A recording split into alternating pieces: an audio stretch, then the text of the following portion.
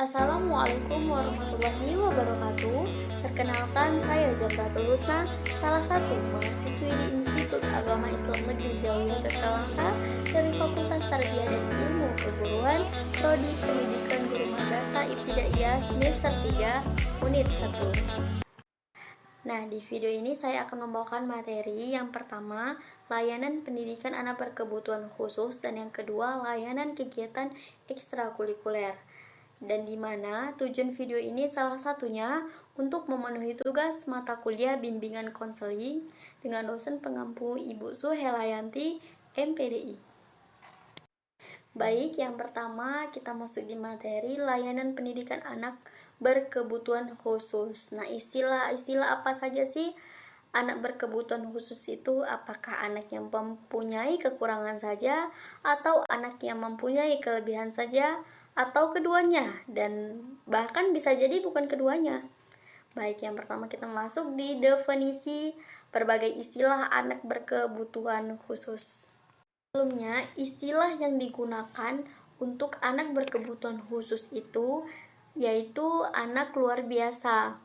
Nah, di dalam pendidikan untuk anak-anak ini disingkat dengan PLB, yaitu pendidikan anak yang memiliki keluarbiasaan, yang secara harfiahnya yang berarti menggambarkan sesuatu yang luar biasa, dapat berupa hal yang positif maupun juga hal yang negatif. Cara singkatnya, ALB adalah anak yang mempunyai sesuatu yang luar biasa, yang dapat membedakannya dengan anak seusia pada umumnya. Dapat berada di atas rata-rata anak normal atau juga di bawahnya. Jika kita membahas tentang anak luar biasa, nah kita bukan hanya membahas tentang kekurangannya saja, melainkan juga kelebihan. Kemudian berlakulah Undang-Undang Nomor 20 Tahun 2003 tentang Sidiknas, yang digunakan istilah anak luar biasa itu diubah menjadi pendidikan khusus, yang menurut pasal 32 ayat 1 yang bunyinya merupakan pendidikan bagi peserta didik yang memiliki tingkat kesulitan dalam mengikuti proses pembelajaran karena kelainan fisik, mental, emosional, sosial, atau memiliki potensi kecerdasan dan bakat istimewa.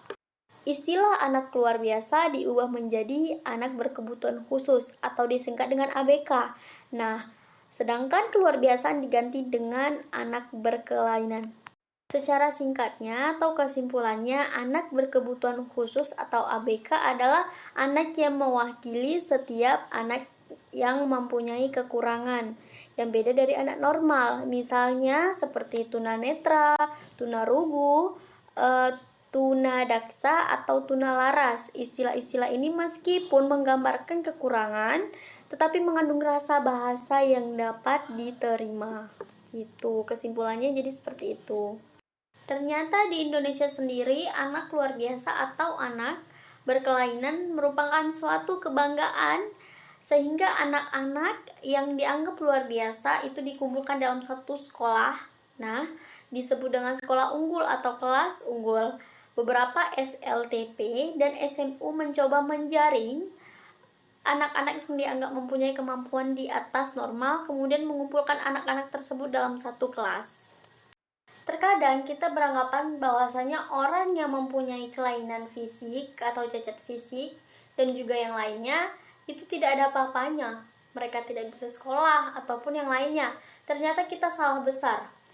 Bahkan di Indonesia sendiri, mereka mencari anak-anak yang luar biasa tersebut atau berkebutuhan khusus untuk menjadang pendidikan mereka. Misalnya tunanetra. Tunanetra adalah berarti kekurangannya penglihatan. Nah, jadi istilah ini dipakai untuk mereka yang mengalami gangguan penglihatan dan mengakibatkan fungsi penglihatan tidak dilakukan lagi. Kemudian tunanetra sendiri masih dapat diatasi, misalnya dengan menggunakan kacamata, atau yang diperlukan mungkin hanya pengaturan tempat duduk yang disesuaikan oleh guru. Jadi, anak yang mempunyai kelainan penglihatan itu bisa dilakukan dengan berkebutuhan khusus, misalnya kacamata atau tempat duduk, kayak gitu. Oke, kita lanjut materi yang kedua, yaitu layanan kegiatan ekstrakurikuler. Nah, kita sering menyebutkan bahwasanya ekstrakurikuler itu adalah organisasi menyebutkannya dengan ekskul dan bahkan banyak yang lainnya. Juga kegiatan non pelajaran formal yang dilakukan peserta didik atau di sekolah kita, misalnya di sekolah atau di universitas. Misalnya di kampus itu ada organisasi HMJ, himpunan mahasiswa jurusan. Kemudian misal di sekolah itu ada organisasi pramuka, paskibra, rohis ataupun dan yang lainnya. Kesimpulannya, kegiatan ekstrakurikuler adalah kegiatan yang dilakukan di luar jam pembelajaran. Nah, di bawah koordinator kepala sekolah. Nah, pelaksanaannya dapat dipertanggungjawabkan oleh tenaga pendidiknya sendiri, kemudian memiliki kemampuan dan kewenangan untuk melaksanakannya. Kemudian ada juga tujuan dan fungsi dari kegiatan ekstrakurikuler. Nah, tujuannya sendiri atau visinya pelaksanaan kegiatan ekstrakurikuler adalah mengembangkan potensi bakat dan minat peserta didik secara optimal, secara tumbuh. Nah, misalnya ada yang suka dengan tari atau ada yang suka menari. Nah, di situ bisa dikembangkan dalam seni lainnya. Nah, jika dia di sekolah hanya belajar tentang materinya gitu kan, kalau di sekolah kan hanya mengenalkan materi, praktek sebentar saja gitu. Nah, sedangkan anak tersebut bisa lebih dari itu, jadi dia mengembangkannya di organisasi tersebut. Kemudian misalnya ada yang suka baris berbaris, bisa dikembangkannya di organisasi paskibra contohnya. Banyak sekali tujuan dari kegiatan ekstrakurikuler, misalnya menyediakan dan menyalurkan sejumlah kegiatan yang bermanfaat, kemudian menyelenggarakan kegiatan yang memberikan kesempatan peserta didik, kemudian melatih sikap disiplin, bertanggung jawab, kepercayaan, dan kejujuran. Kemudian ada juga mengembangkan etika dan akhlak. Nah, jadi bukan hanya kita belajar etika dan akhlak tuh bisa di sekolah saja maupun di jam pembelajaran saja, bisa juga di dalam organisasi juga ada mempelajari tentang disiplin, tentang akhlak, etika. Banyak sekali tujuannya. Kemudian ada juga fungsi. Ada fungsi pengembangan, ada fungsi sosial, ada fungsi reaktif, ada fungsi persiapan karir. Nah, misalnya fungsi karir, nah yaitu fungsi kegiatan ekskul untuk mengembangkan kesiapan karir peserta didik. Misal ada yang suka nari atau suka tari-tarian, seni gitu, bisa dikembangkannya di organisasi. Nah, bisa jadi ya hal yang sepele dengan hobi dia itu menjadi suatu kehidupan bagi diri dia sendiri gitu. Ada juga manfaat. Nah, kita cerita manfaat, banyak sekali manfaat positif dari mengikuti organisasi atau ekstrakurikuler. Nah, banyak sekali ya. Misalnya peserta didik terlatih dalam organisasi, kemudian terlatih dalam perencanaan suatu kegiatan atau IO, atau peserta didik dapat melatih dari bagaimana menjadi seorang pemimpin. Kemudian bisa melatih keterampilan, melatih diri bagaimana cara menghargai orang. Banyak sekali manfaat dari kegiatan ekstrakurikuler. Nah, banyak sekali manfaat dari kegiatan ekstrakurikuler. Ada juga pengalaman. Nah, pengalaman juga manfaat. Menambah relasi juga, menambah teman juga. Misal, menambah wawasan atau kita yang tidak berani berbicara dengan orang banyak atau di depan umum. Nah, kita mengikuti organisasi, kita terlatih menjadi pemimpin. Bagaimana berbicara dengan orang banyak, berbicara dekat di depan umum yang baik dan benar, itu seperti apa? Nah, kita bisa terlatih. Kemudian ada juga prinsip-prinsip dari kegiatan ekstrakurikuler. Yang pertama ada individual, yaitu prinsip kegiatan ekskul yang sesuai dengan potensi, bakat, dan minat peserta didik masing-masing.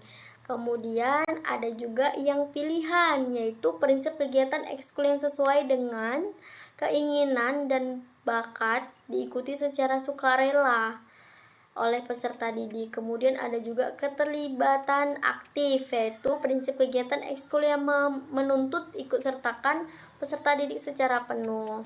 Kemudian ada juga menyenangkan atau ingin hobi aja ikut kayak gitu. Nah, kemudian ada juga etos kerja, yaitu prinsip yang membangun semangat peserta didik untuk bekerja dengan baik dan berhasil.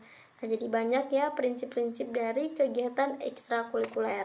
Kemudian ada juga jenis-jenis dari kegiatan ekstrakurikuler, misalnya krida meliputi kepramukaan, kemudian latihan dasar kepemimpinan, atau LDKS, Palang Merah Remaja atau PMR, UKS, usaha kesehatan sekolah, karya ilmiah, latihan atau lomba, tentang keterbakatan atau prestasi, seminar, tentang karya, pameran, bazar. Nah, banyak sekali jenis-jenis dari kegiatan ekstrakurikuler. Kemudian bentuk-bentuk kegiatan ekstrakurikuler, ada bentuk individual, ada kelompok, ada klasikal. Nah, banyak sekali ya bentuk-bentuknya, ada juga gabungan dan ada juga lapangan. Kemudian ada juga sebab mengapa anak SD tidak mengikuti ekstrakurikuler. Nah, jadi yang pertama itu ada kurang dukungan orang tua murid. Nah, karena mungkin orang tua beranggapan bahwasanya anak SD belum bisa apa-apa gitu. Masih suka main sana, main sini, belum mengerti tentang hal-hal seperti itu. Kemudian dua, memerlukan biaya cukup besar. Nah, misal ada organisasi yang berkunjung ke suatu tempat, nah mungkin dengan biaya orang tua tidak mengizinkannya. Kemudian ada juga yang ketiga, lokasi sekolah yang jauh dari rumah siswa. Nah, organisasi itu adalah kegiatan yang di luar dari jam pembelajaran. Mungkin orang tua takut rumahnya tuh jauh, takut kemalaman atau kesorean. Kemudian yang kelima adalah kondisi keluarga yang mengharuskan anak membantu orang tuanya. Pulang sekolah ada yang membantu orang tuanya berjualan atau bekerja di rumah. Nah, kemudian ada juga kurang dukungan dari sekolah. Ada anak yang mempunyai potensi atau minat bakat di organisasi tersebut, namun pihak sekolah tidak memadai organisasi tersebut. Nah, jadi itu merupakan hambatannya. Kemudian ada juga terbatasnya dana. Nah, bisa jadi sekolah itu tidak ada dananya untuk mengembangkan organisasi tersebut. Kemudian tak jarang juga sekolah yang mengadakan ekskul belum memiliki program ekstrakurikuler yang jelas. Nah, itu banyak sekali di sekolah-sekolah dasar pada umumnya. Pada umumnya juga banyak sekolah yang memadainya. Kemudian tidak adanya guru ekstrakurikuler. Nah, banyak guru ekstrakurikuler itu mengajar di sekolah lain. Nah, itu merupakan hambatan juga. Kemudian jadwal kegiatan ekskul berdekatan dengan pembimbingan belajar atau les tambahan. Misal ada sekolah dasar yang pulangnya sekarang tuh sampai sore. Jadi belum lagi dia les di luar sekolah. Nah, belum lagi dia kegiatan ekstrakurikuler, mungkin bentrokan jadwalnya atau tidak sempat melakukan kegiatan ekstrakurikuler. Demikianlah materi yang saya terangkan atau saya bawakan. Mungkin bisa bermanfaat bagi semuanya dan mohon maaf jika ada kekurangan dan kesempurnaan hanya milik Allah. Saya akhiri, wabillahi taufiq wal hidayah wal hinayah. Wassalamualaikum warahmatullahi wabarakatuh.